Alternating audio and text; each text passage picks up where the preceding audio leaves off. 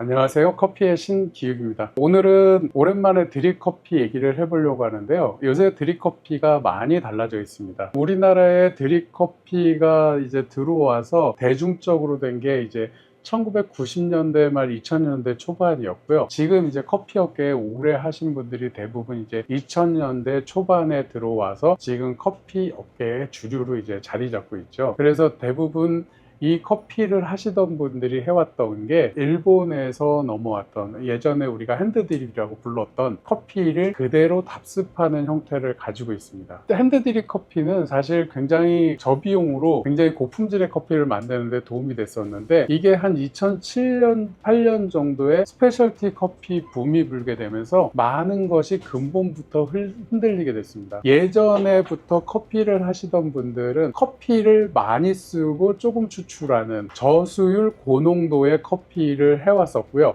그래서 이제 점드립이며 물줄기를 아주 조심스럽게 내리며 커피를 많이 쓰고 커피를 천천히 내리는 일들을 많이 해왔었거든요. 그러다가 이제 2007년 8년에 스페셜티 커피가 한국에 많이 소개되고 나서부터 이제 벌어졌던 일들이 뭐냐면, 커피를 많이 쓰면서 빠르게 내리는 이런 커피가 나오게 됩니다. 그 출현이 이전에 칼리타라든가 고노 드리퍼, 멜리타 드리퍼라는 아주 고전적인, 출시된 지 30년 40년씩 된 드리퍼를 가지고 추출을 하다가 그 2007년 8년 정도에 하리오라는 데서 이런 원추형으로 되고 립이 굉장히 많이 형성된 드리퍼가 나오게 됩니다. 그래서 이 드리퍼로 내렸을 때 커피 추출이 1분에서 1분 30초, 길어도 2분이 넘지 않는 상태에서 빠르게 커피가 내려오게 됩니다. 그 덕분에 커피가 가지고 있던 잔미를 거의 내리지 않으면서 커피의 향미 위주로 커피 추출을 하게 됐습니다. 이걸 쓰게 되면서 많은 사람들이 느꼈던 게 뭐냐면, 물을 붓는 스킬에 별로 영향을 받지 않고 이전과 같이 장인 정신을 가지고 커피를 추출하는 게 아니라 커피를 얼마나 넣고 물을 얼마나 부어주는지, 즉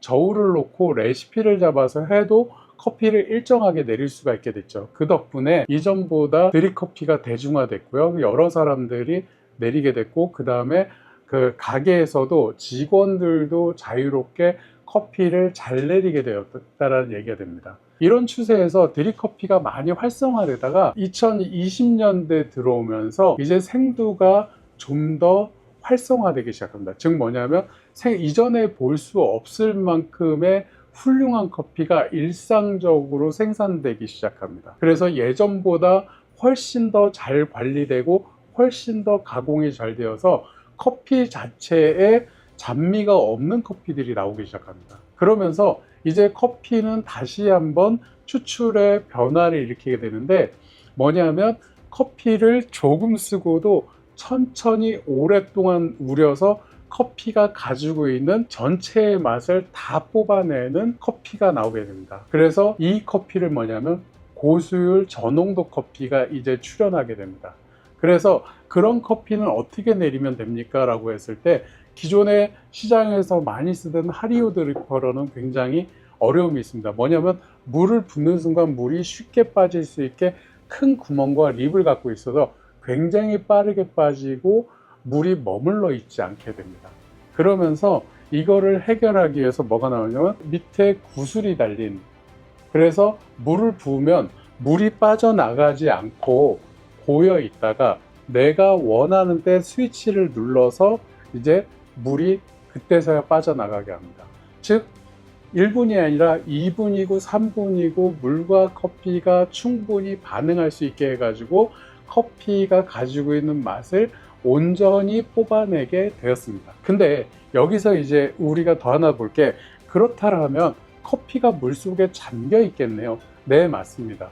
그렇기 때문에 여러분들은 물을 부을 때 어떻게 할 거냐 하면, 물을 돌려가면서 부을 필요도 없고 가운데 그냥 부어줘도 됩니다. 즉 예전처럼 책에 나왔던, 예전에 커피의 장인들이 얘기했던 것처럼 커피 위에 물을 얹어두시 장인 정신을 가지고 물줄기를 매우 곱게 하면서 커피를 부어 주셔야 됩니다 라는 이상한 말과, 커피를 잘하기 위해서 훈련을 해야 된다는 얘기가 이제 없어졌습니다. 그래서 일반적인 사람들도 좋은 커피를 가졌다면, 커피 초보자들도 물을 정한 만큼 즉 저울 위에 이걸 올려놓고 커피를 부은 다음에 물을 정한 만큼 부어주고 충분히 기다렸다가 스위치만 올려줘도 좋은 커피를 얻을 수 있게 됐습니다. 그래서 예전과는 다르게 커피를 정말 쉽게 좋은 커피를 맛볼 수 있게 되었다는 게 제일 큰 장점이 됩니다. 다만 한 가지 단점이 있다면 여러분들이 시중에서 만났던 일반적인 커피로는 이런 거를 하게 되면 오래 우리게 되면서 나쁜 맛만 더 강조되게 됩니다. 그래서 여러분들이 주의해서 찾아야 될 거는 굉장히 좋은 커피, 즉 스페셜티 커피로서 충분히 자격이 있을 만큼 사람들에게 호평을 받는 커피를 가지고 하시면 좋은 결과를 낳을 거다라는 거고요. 여기에서 이제 우리가 흔히 말하는 로스팅 강도, 즉 배전도는 크게 문제는 되지 않습니다. 다만 노르딕이나 약배전 같은 커피들은 물에 가라앉아 있기 때문에 물을 부어주고 그냥 내리면 되는데, 미디엄 로스팅 이상의 커피를 쓰게 된다 그러면 커피와 물이 분리되어 있는 경우가 있습니다. 즉 물 위에 커피가 떠 있기 때문에 중간중간 숟가락으로 저어주든지 아니면 물을 추가로 부어주면서 커피층을 섞어주는 정도의 일을 한다 그러면 충분히 좋은 커피를 얻을 수 있을 겁니다. 그리고 인터넷에 이것을 써서 커피를 추출하는 데가 있으면 거기에 나온 레시피대로 똑같이 하신다면 그 영상과 본인의 커피가 완전히 똑같을 수 있다는 것을 보증할 수 있는 형태로 나와 있습니다. 그래서 저는 요즘 이제 이런 류의 커피 도구들이 나오는 건 굉장히 좋은 것이라고 생각을 하고요.